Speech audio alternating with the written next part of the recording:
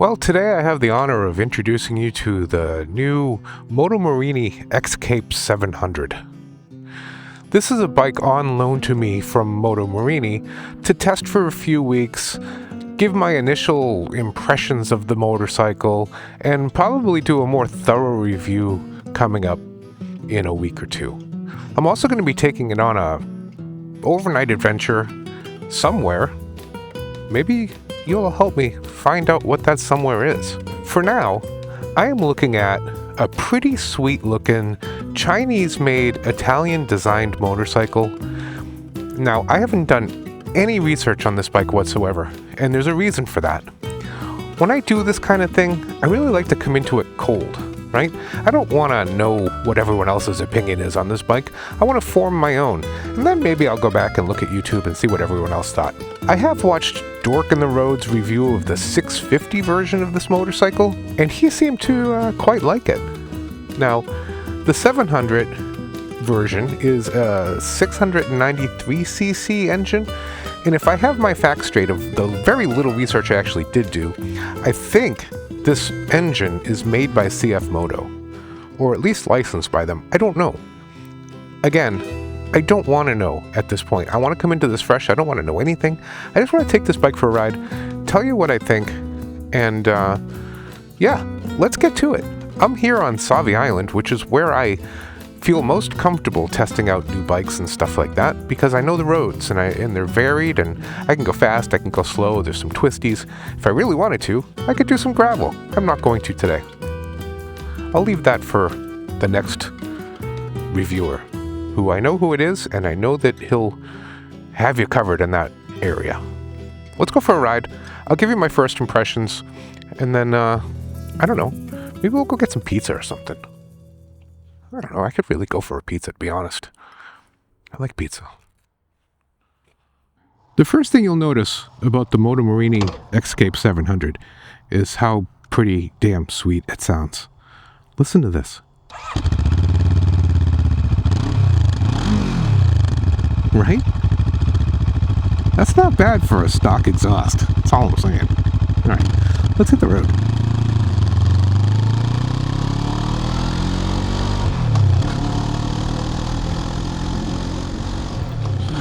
So if you're anything like me, you probably have some preconceived notions about Chinese-made motorcycles. Are they any good? Are they just kind of thrown together?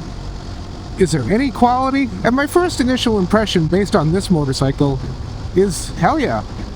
This bike feels completely quality. Now, the MSRP on this bike is somewhere around $8,500, I want to say. I'll put it up on the screen. And so, you know, it's not a $17,000 Tiger Rally Sport or anything like that, but it's got Italian styling, it's got what seems like a proven engine. The company's been around since the 30s in one incarnation or another, so they're not new to this whole thing. Everything's still being designed out of Italy.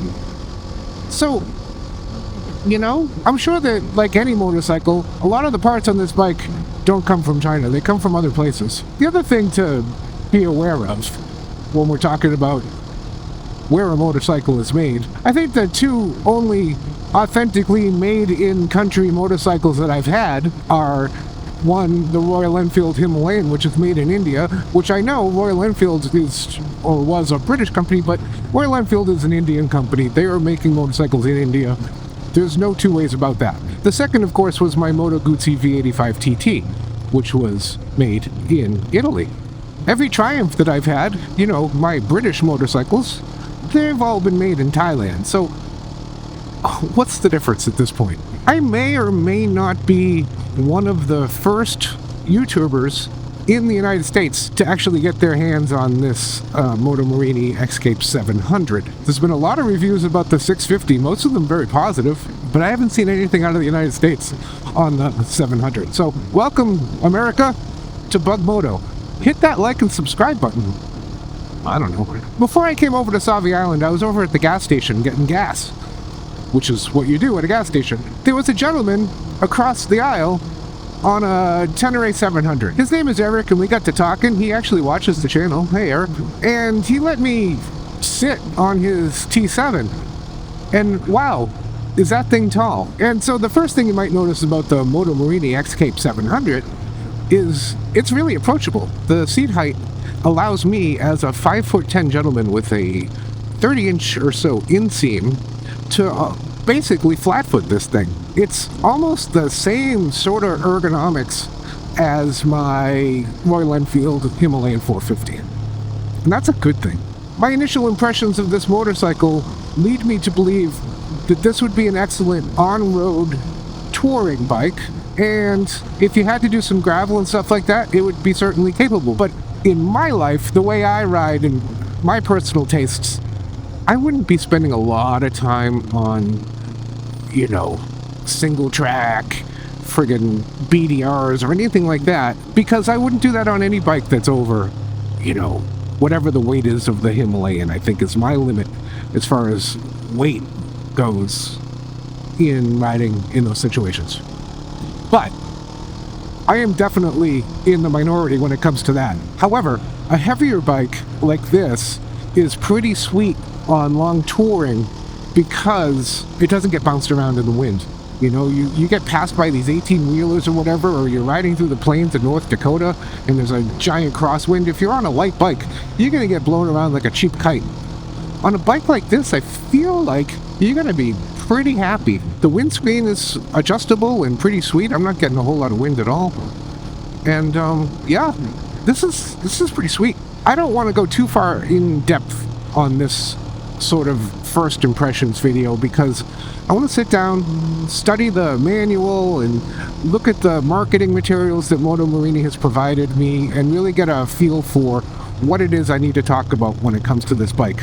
I kind of just wanted to give you a flavor of it and ask you to help me with this next review. Let's see how it does passing. There it goes. All right.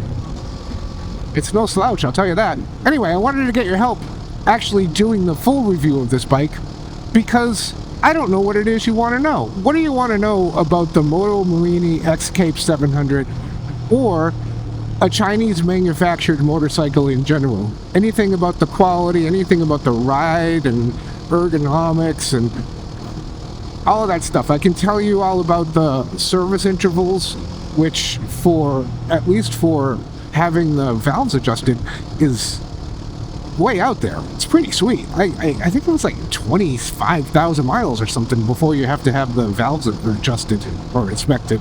So let me know in the comments what it is you'd like to know about this fine Italian/Chinese motorcycle. The other thing I'd like to know, if you have a moment, is help me pick a destination for an overnight adventure on this motorcycle that's, I don't know, 200 to 300 miles away from Portland, Oregon. So, 500 to 700 miles round trip with an overnight stay someplace relatively cheap. You got any ideas? If you come up with the idea that I actually use, I'll make you part of that video somehow. The overnight adventure video. And I'll send you a sticker. Yeah, a sticker. How beautiful that is. You can probably understand why Savi Island is one of my favorite places to ride, especially since it's like 15 minutes away from my house. What a country. Oh god. Yeah, suspension's holding them great. Anyway, let's just see how it dips into corners. Yeah, alright. Anyway, that's my first impressions of the 2026 Moto Morini X-Cape 700. So far, I haven't found anything I don't like. It's even got braided lines. What? Huh. I really get a better appreciation for this bike once I pack it up with all of my Lone Rider gear and take it on an overnight adventure.